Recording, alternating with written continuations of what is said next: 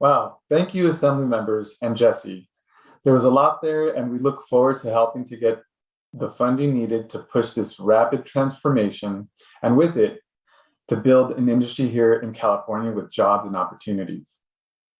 As you heard from the Assembly members and their constituents, and so many of our California communities are facing the brunt of dirty air and climate impacts. California hosts the nation's transportation and commerce primary hubs, and our next panelists are going to focus on the tremendous impact of the Port Distribution Center corridor that is housed in Los Angeles Basin and extended into the Inland Empire. Alicia Guild, CALSTART's Vice President of Fuels and Infrastructure, is leading a panel that brings that region and its path to zero emission to life. Hector de la Torre is the Assembly appointed member to the California Air Resource Board. Linda Morales is a principal manager at the Southern California Edison, overseeing air and climate policy for the electric utility. They are joined by Philippe Gerritsen, Senior Manager of Power Solutions at Nikola. Please welcome our panel for California's ports and corridors, connecting drayage and shipping centers to zero emissions.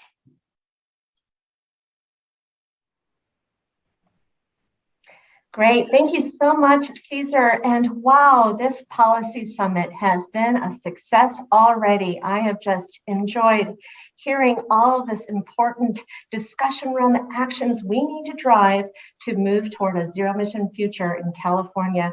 And I am so pleased to be hosting this next panel of wonderful leaders that are truly rolling up their sleeves and helping us to build out a zero emission freight ecosystem. And in California, we know that freight is an important part of our economic engine. We rely on the goods that are moved from the ports to our distribution centers, to our grocery stores, and then to our homes. But we need to take important actions to build out our corridors to advance zero emission medium and heavy duty vehicles. It's going to take a combination of smart policies, incentives, and innovative partnerships.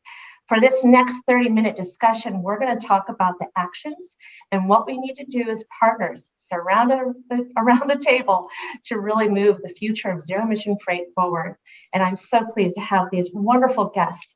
Each are going to share their perspective and what they're doing to advance zero-emission freight in California. All right, first off, I would love to bring this to Hector to help me describe the landscape of our freight movement here in California. What does it mean to our communities as we're looking at reducing the impact of emissions on our communities? And then what are the actions that California is taking to build a zero emission freight and sustainable freight action plan? Thank you, Alicia. First of all, I apologize, it's me. I'm in a public place, so I'm not going to take this off anymore. Thank you. I think that the takeoff point for the Air Resources Board and for the state of California is the impact, the negative impact that goods movement has on our communities. It accounts for about half of our air pollution at the same time that it accounts for about a third of our economy and jobs. So there is a push and pull there. And what we have determined in California, and the voters' support and the electeds' support, is that we do not need to sacrifice one for the other. We can have both. We can have clean growth. The days of having dirty growth are over. So the only options are dirty stagnation and clean growth. And obviously we are deciding that we're going to move toward clean growth. Just for an example, in the last 16 months in the port complex, Los Angeles and Long Beach port complex, 13 of the 16 months have had over 4 tons per day of NOx and similar increases on the particulate matter. So the communities that are around there are breathing this in, these excessive amounts of PM and NOx. In fact, diesel accounts for over 70% of the carcinogenic effect of air pollution in California. Over 70%. We can't see that number and just let it continue. We are going to do something about it. What is that? We want to protect communities near freight facilities, and we want to clean up our goods movement sector. How? By supporting local freight facility measures and initiatives, by coordinating and expanding incentives for zero emission technologies and infrastructure, by encouraging the development of zero emission infrastructure with the PUC and the California Energy Commission and the utilities and all the other partners in the state, by adopting Air Resources Board regulations to consider, and we will have additional ones coming forward, which I'll talk about later, and pursue stricter federal and international standards that obviously impact what is allowed in the state of California. That's our big picture approach to these issues, and we're committed to doing all of them at once. I often say it, all of the above, because the problem is so big, we need to spread out the impact throughout all sectors. Hector, thank you so much, and really appreciate your leadership and the leadership of the California Air Resources Board, truly paving the way towards zero emission freight, and in particular looking at opportunities in which we can incentivize zero emission vehicle technology and equipment at the port and along our freight corridors, as well as the California Energy Commission committing to infrastructure investments to support building out that infrastructure. Well, recently, Philippe was really excited to be a part of this really special unveiling. Nicola handed over the keys to 2 of your Class 8 battery electric Tre BEV vehicles to serve in drayage operations with partnership with TTSI at the Port of Los Angeles. This is really exciting, and I know that there's a future of deployment of 30 additional trucks, and then eventually your fuel cell Class 8 truck will also be another technology. So I think, Hector, to the point in terms of the immediacy to move clean technologies forward, we have the technologies coming in the forefront, and it's going to take innovative partnerships to move it forward, along with the incentives and, of course, policy to really help make sure that we are setting up the goals and meeting the timelines we need to meet those emission reduction goals and to help benefit our communities. I think, Philippe, what I would love to hear from you, and we, of course, we're really pleased to see what we're coming out of the governor's budget in terms of additional investments focused on drayage vehicles as well as zero emission infrastructure to support drayage operations. Tell me a little bit about what this means to Nicola, as well as how does this support other vehicle manufacturers and fleets as we're looking at building out the capability of adopting these vehicle technologies, making sure that we have the infrastructure in place to support public charging for our drayage operators, our independent owner operators. This is all very critical, and I know that Nicola is really taking an active role here, and I would love to hear your perspective. Yeah, thank you, Alicia, and thank you to CALSTART as well for hosting the summit and having Nicola be a part of this panel.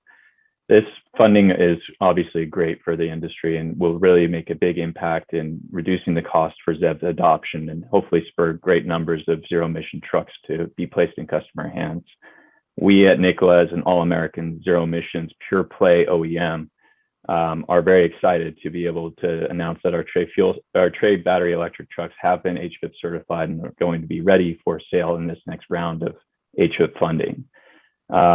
We are concerned that all of the funding will go in one wave again, despite the large volumes of infrastructure. And unfortunately, it seems that the infrastructure is not going to be quite ready there on the battery electric charging side in terms of how to actually deploy vehicles into customer hands. We'll still have to go through the interconnection processes with the utilities. And so we're acutely aware of that. And we're working actively internally to have mobile charging trailers ready to support the rapid adoption and deployment of our battery electric vehicles with customers so that they can take delivery as soon as possible from those vehicles and get using those vehicles on the roads, and thereby avoid some of these voucher caps and so forth, and make sure that we're ultimately achieving the state's objectives as quickly as possible by deploying trucks into customers' hands. Additionally, this round of funding, it's not enough. We need to keep a consistent round of funding over the next couple of years.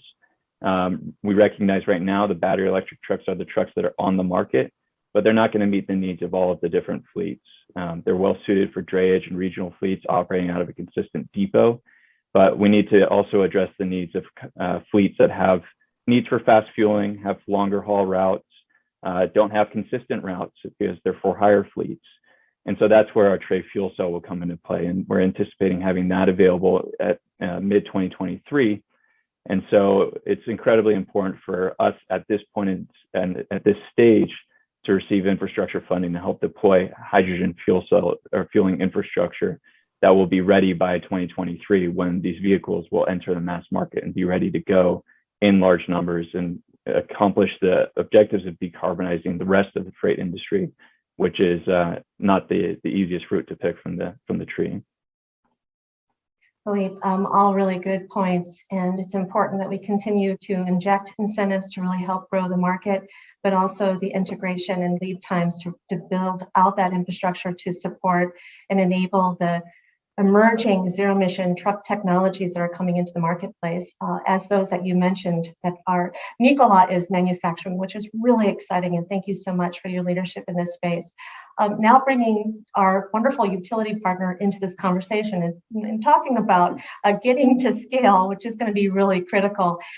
So Linda, through a $13 million grant through the California Energy Commission, the Electric Power Research Institute, CALSTART, and its utility partner, Southern California Edison, are leading a first of its kind project to develop high power megawatt charging for Class 8 battery electric trucks, demonstrate and deploy charging along 2 strategic locations in Southern California, at the ports of Long Beach and Los Angeles, as well as at the Inland Empire.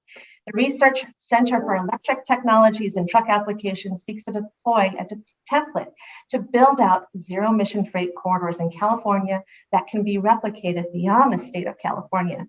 In order to scale the infrastructure needed to enable zero emission freight system and to include timely incorporation of renewables, as well as to support the demand of our fleets and building the infrastructure in time, what do utilities need to support this industry transformation? Thanks, Alicia. That's a great question. It's a loaded question, but it's appropriate for me. So first, thank you so much to CALSTART for having SE on this panel. I would like to first state that the comments I'm going to make may concern matters currently pending before the California Public Utilities Commission. So if decision makers at the CPUC are here, please let me know at the conclusion of this session so that SE can take appropriate actions to comply with ex parte rules governing conference sessions like this one. So really to get to the premise of the question, from a policy perspective, I think to scale the infrastructure needed to enable a zero emission freight system, it's going to require investments, as you had noted, from all of us, from the state, from utilities, as well as other private and public efforts.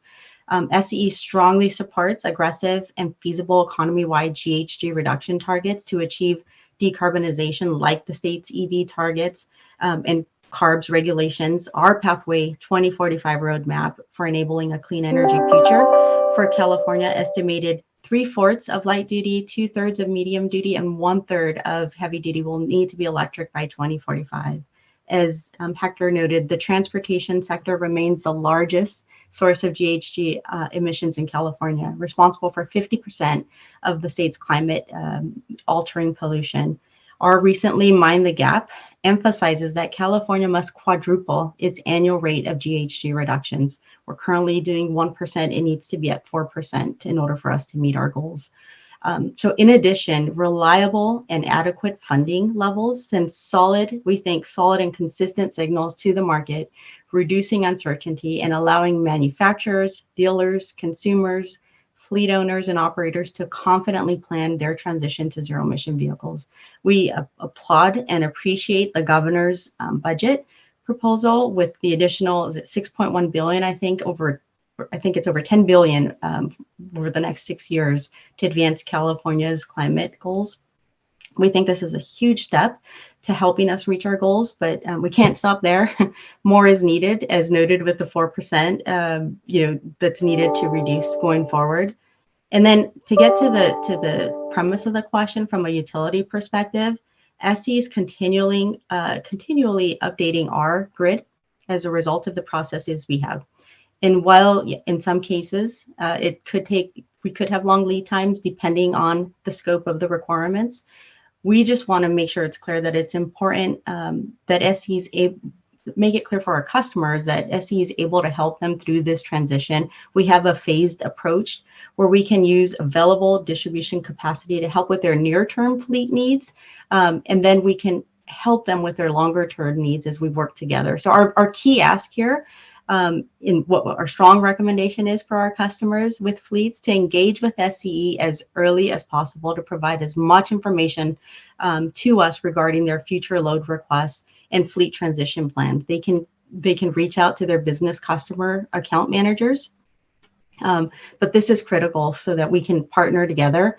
SCE, of course, has a huge role in this, but we're not the only ones here. It takes kind of a partnership with this process. And I'll also just quickly mention, we're playing a big role to help get EVs onto the roads, and we're excited about our Charge Ready Transport program, which is $356 million program that's going to support 8,500 medium and heavy duty vehicles over this 5-year period. In addition, we have heard from our customers and feedback. We have a dedicated medium and heavy duty support team that are there to help fleets transition through their and assist them with their needs. Another key thing that I wanted to mention is we're also sharing grid capacity map data through our public portal. So this information provides customers, and this is public data, customers with the optimal grid locations for at-scale charging infrastructure that they can access. So as I mentioned before, utilities play a critical role. Obviously, we have to ensure the grid is ready through developing and expanding the grid. But this is one piece of the puzzle. As I mentioned, customers can help identify their short-term, their medium-term, their long-term transition plans. It doesn't have to be fully vetted. We're just encouraging to come and talk to us sooner rather than later. And then with our state partners also helping us to provide insights into this data, where, when, and how EVs will charge. All of that information is critical for us so that we can collectively plan ahead, invest, and build what's necessary to support this successful transition. Linda, beautiful.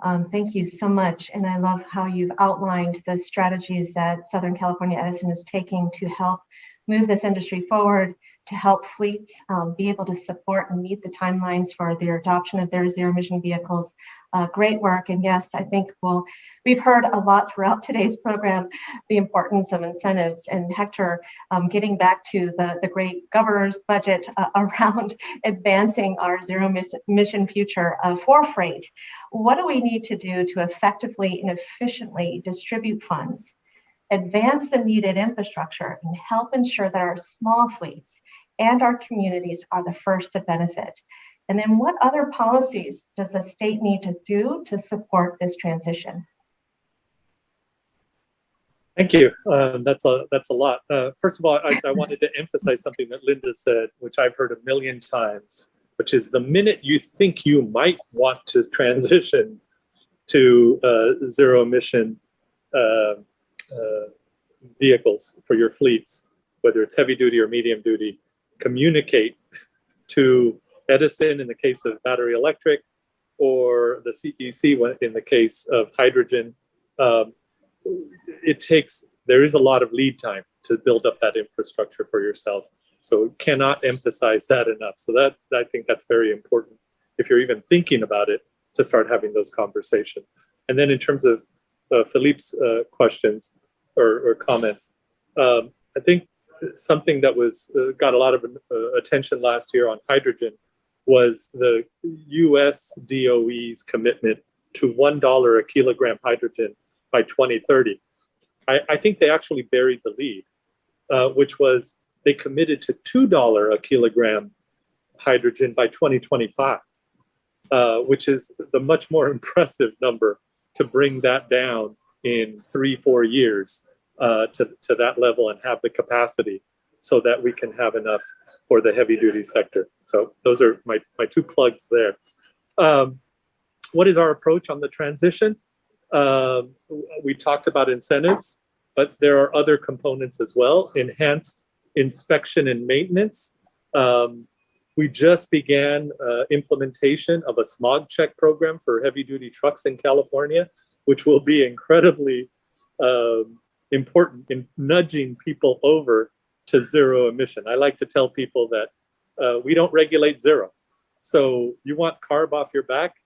That's one good way of doing it, is to transition from diesel over to zero emission, whether it's hydrogen or battery electric.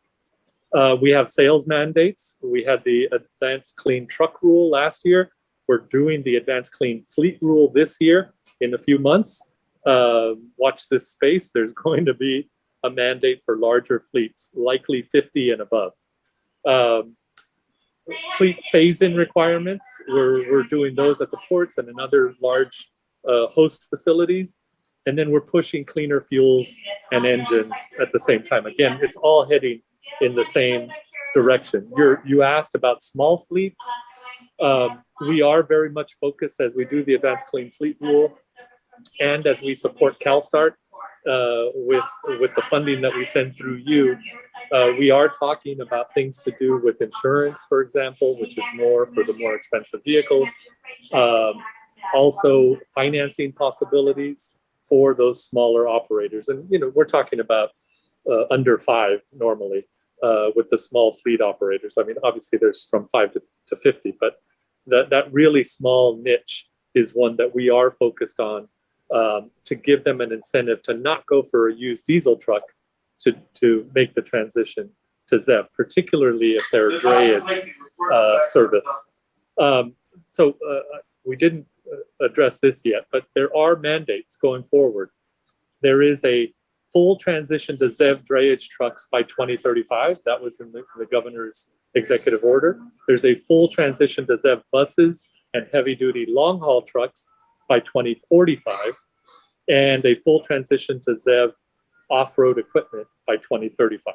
So those are all for new vehicles. It doesn't mean we're going to take away other vehicles. Just they will not be able to sell other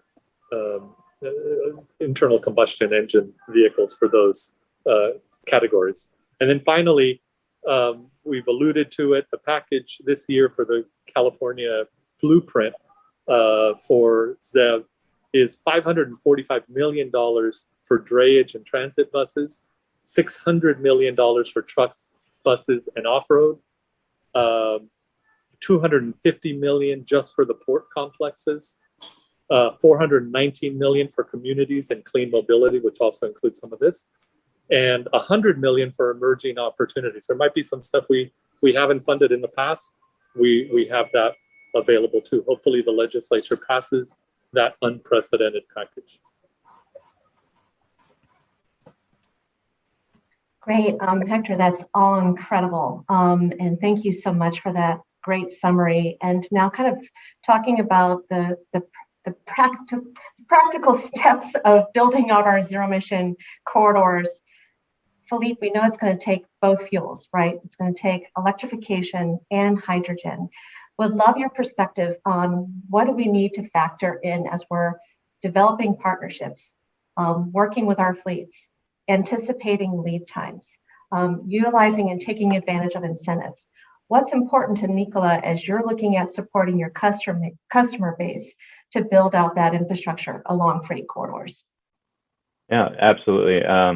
I'll echo what Hector and Linda said earlier about starting the conversations with the utilities as early as possible. We anticipate that that's going to be a key pacing item, looking at 6 to 18 months to get interconnected in general for customers. And so we would encourage opportunities for the utilities to become even more proactive in terms of the investments that they can make through their distribution resource plans and their integrated energy planning processes to anticipate where demand will occur and be able to make the necessary infrastructure investments at the substation and subtransmission level to support increased demand at the distribution level on the grid so that customers can rapidly get interconnected and have the power they need for battery electric charging at their depots. On the hydrogen fuel cell side, we're starting now or have already started on the development of hydrogen fueling infrastructure that will form a network across the state, giving operational flexibility for our fleet customers. But there's a significant funding gap that exists today for hydrogen fueling infrastructure as compared to battery electric charging infrastructure. The IOUs, the independent electric utilities, have been allocated about $700 million thus far for medium and heavy duty charging infrastructure. And the CEC's Energize program recently allocated $50 million for infrastructure, of which $33 million went towards battery electric as well, leaving only $17 million available in the state specifically dedicated towards heavy duty hydrogen fueling infrastructure. So very significant discrepancy in terms of the funding there. We feel that the time is now to leverage the governor's ambitious budget in order to establish parity in terms of the available funding between heavy duty battery electric charging infrastructure and hydrogen fueling infrastructure. We're going to need hundreds of millions of dollars in the next few years in order to really build out this network of public fueling stations that will encourage the adoption of hydrogen fuel cell vehicles that can meet the needs of entities who lease their properties for shorter terms, those owner operators who don't have the wherewithal to figure out how to navigate the electricity interconnection process or the time to do so because they're operating their trucks, to satisfy the needs of the over-the-road carriers who will be fueling at existing truck stops that will be looking to deploy hydrogen fueling infrastructure. As far as how we support local needs at the ports as well, it'll be really important to encourage those smaller fleets and independent owner operators to adopt the ZEVs, but they have two key barriers. There's a business economic risk associated with adopting new technology where they need to be convinced that this technology will work in their operations. They can't have vehicles that don't meet the required performance criteria of range or payload capacity, or that may be down unexpectedly. And they need the capital required to purchase those zero emission vehicles. So on the first point, we're working at Nikola primarily with larger customers in order to build momentum and gain scale. But we've established a national dealership network that will allow us to work closely with our small fleets and owner operators who are interested in being early adopters. And those dealers will then allow these fleets to see, touch, and feel the trucks and have the assurances that there's going to be service available to keep those trucks operational and running. Additionally, we have partnered with CoreCentric as a financing provider where we'll be able to offer a truck lease program to our customers where we account for the incentives, the residual value of the trucks, and we can package in the infrastructure, whether charging infrastructure or, and as well the maintenance on the vehicles into one bundled lease. And in the case of our fuel cell vehicles, also bundle in the hydrogen fuel costs, leveraging the massive investments that we're going to be making in hydrogen fuel supplies, where we're targeting below that $2 per kilogram range that Hector mentioned earlier. So all of this really comes together in order to provide a seamless and transition for fleets so that they can utilize as much of the existing processes that they have today for internal combustion engine trucks and transition over to zero emissions as easily and quickly as possible, and have no premium associated with doing that transition. Ultimately, we're fully targeting total cost of ownership parity or better. Thank you. Floyd, thank you so much. And I know we're getting short on time, and I want to get one more question in to Linda. We have about a couple minutes for this, Linda, so I don't mean to put the time pressure on you. But would love to hear your perspective. At the end of the day, we need to make sure that we're bringing benefits to our communities. You know, the purpose of deploying these zero emission technologies, certainly we want to help prevent the further impacts of climate change, but it's our communities that are most impacted by freight emissions that we want to make sure that we're seeing the benefits of these technologies. And as we're building out that infrastructure, that we can see improvement with our air quality. So from your perspective, what do we need to do to make sure that we're prioritizing investment and deployment of infrastructure to help benefit our communities? How do we take an inclusive nature to bring them to the table around planning and partnerships? And would just love to hear your thoughts on making sure that we're bringing the benefits to our communities. Sure. Thank you, Alicia.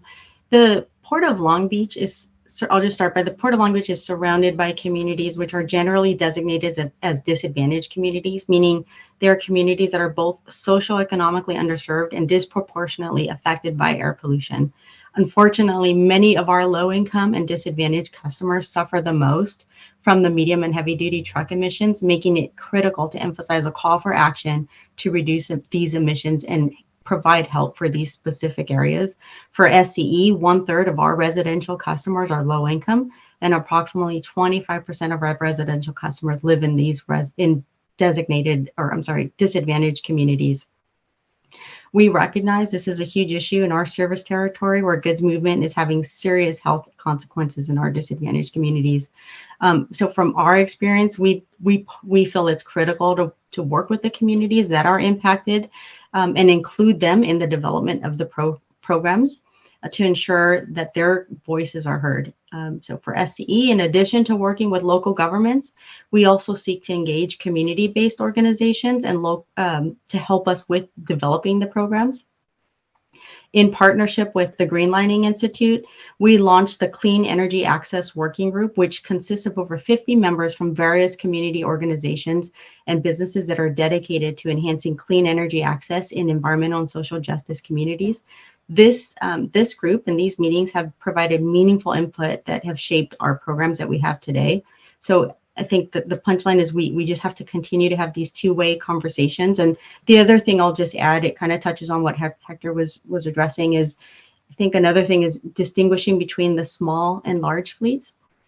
Small fleets may not be able to transition as quickly as the larger fleets. So I think in this transition, it's important that in addition to supporting the large fleets, we support the smaller fleets as well, whether it's with increased incentives to bring down the costs or infrastructure to give them charging options. They are not going to have most likely access to reserve parking or overnight depot charging stations. So they may need more shared or public charging options. I think that's just kind of another point that I think is critical for this as well. Yeah.